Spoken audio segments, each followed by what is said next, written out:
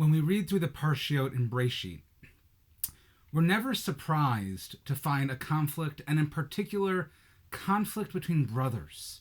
In fact, the first three Parshat, including ours this week, they all feature some intense dispute between brothers. It starts with the first set of brothers in human history. It starts with Cain and Hevel. And while we don't know a lot about Cain and Hevel, we do know that Cain was a farmer and Hevel was a shepherd, and that they both brought sacrifices to God, and that only Hevel's offering was accepted, which ultimately led to Cain killing his brother. In other words, the way that the first conflict and struggle between brothers ends in all of human history is with murder.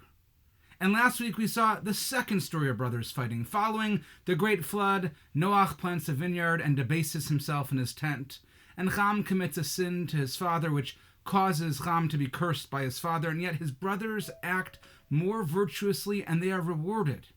And while this story is also more than just a little bit ambiguous, what emerges is a very different approach to the fundamental question raised by our first story. What do brothers do when they see the world differently from one another? You see, Shem and Yefet do not see things as their brother Ham does. Whereas Ham in some form or fashion is clearly attempting to supplant his father, Shem and Yefet don't have any ambition like that. They remain committed to the kavod, to the dignity of their father at all costs. And unlike Cain, who saw things differently than his brother Hevel and chooses murder, Shem and Yefet in last week's Parsha simply choose a different path than their brother. And for the first time, the Torah teaches that brothers can disagree without their differences leading to fratricide. And that takes us to one of the conflicts central to our Parsha, that between Lot and Avraham. The Torah describes a fight that breaks out between Avraham's shepherds and those of his nephew Lot upon their return from Egypt with all their newly acquired fortunes.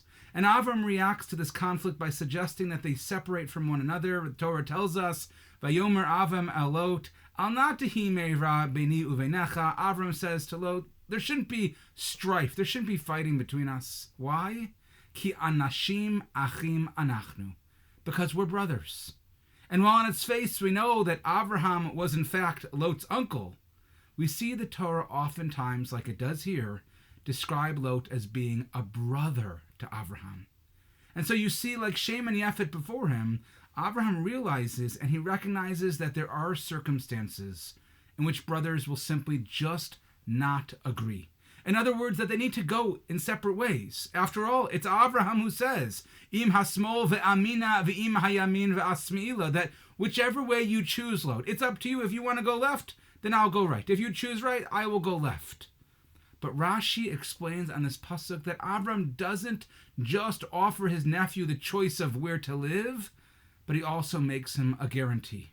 What Avraham is telling Lot, Rashi teaches, is that wherever you reside, I will not distance myself from you, and I will be there for you for protection and for assistance. You see, the word ve'amina means not just to go right, but it comes from the root of the word emunah, or faith.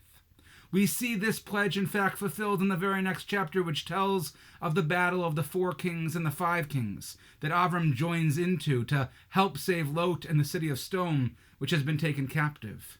And Rashi understood that Avraham set out to rescue Lot, in particular in fulfillment of the pledge that he had made at this moment when they separated, the pledge to always be prepared to come to Lot's assistance whenever necessary.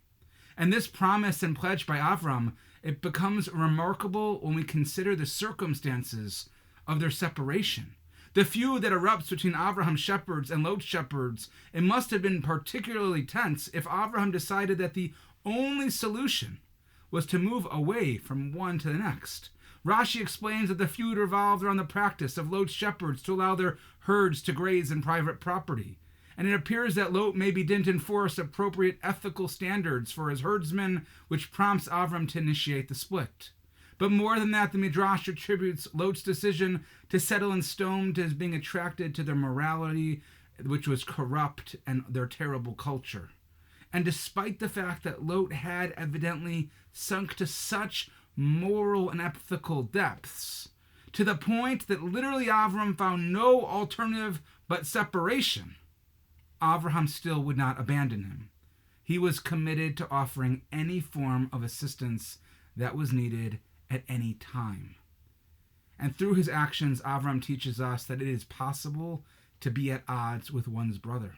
It's possible that siblings may need to place a kind of healthy distance between one another to avoid an old-fashioned throwdown brawl. But what we learn from Avraham is that at the very same time, one cannot make oneself so distant that he is beyond earshot of his brother's cries for help when he is in need. Even as two brothers stand at two sides of a great ideological or philosophical divide, they must nevertheless recognize the unbreakable bond that unites them. And as Jews, but despite the fact that we love to argue and that we love to disagree with each other, despite the fact that we live in a community that is incredibly diverse with competing philosophical and ideological values, in the end, we need to remind ourselves that we're all brothers and sisters. We can distance ourselves from each other ideologically and physically, but we must always stay close enough to be there to support each other when needed. We must never allow machlokas. We should never allow fighting to poison and destroy the truth of our connection to one another. As the Midrash Haggadol teaches about Lot's separation from Avraham, fighting is severe because it brings danger to life. We can disagree and we can argue and we can have different points of views and we can even have different values. But we must never fight in a way that we don't see each other as brothers. Friends, this week's upcoming election is certainly one of, if not the most contentious of all time. The debates, the animosity, the comments on social media, the way that families and friends and communities are being torn apart, it is terrible and it is heartbreaking. Every word is analyzed and overanalyzed and criticized.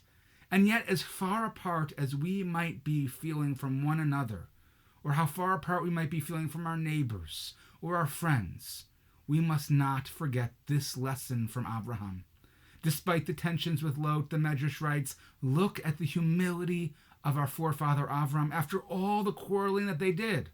Avram did not remember the fight, but rather called Lot his brother. Rather than getting caught up in the heat of the controversy, Avram saw the immediate conflict and he saw past it. He never lost sight of the fact that Lot was his close relative. Even when two opposing factions formed, Avram saw himself and he saw his nephew Lot as anashim achim, men who are brothers. He didn't see Lot and his shepherds as a feuding party. Even in these contentious times, we must all remember that we still are anashim achim, that we are brothers. We can disagree and we can distance ourselves, but in the end, we are all bound by our common identity and inspired by our common dream. And so I pray that we all find the strength during this time to come together, not only as a community, not only as a people, but as brothers as well. Shabbat Shalom.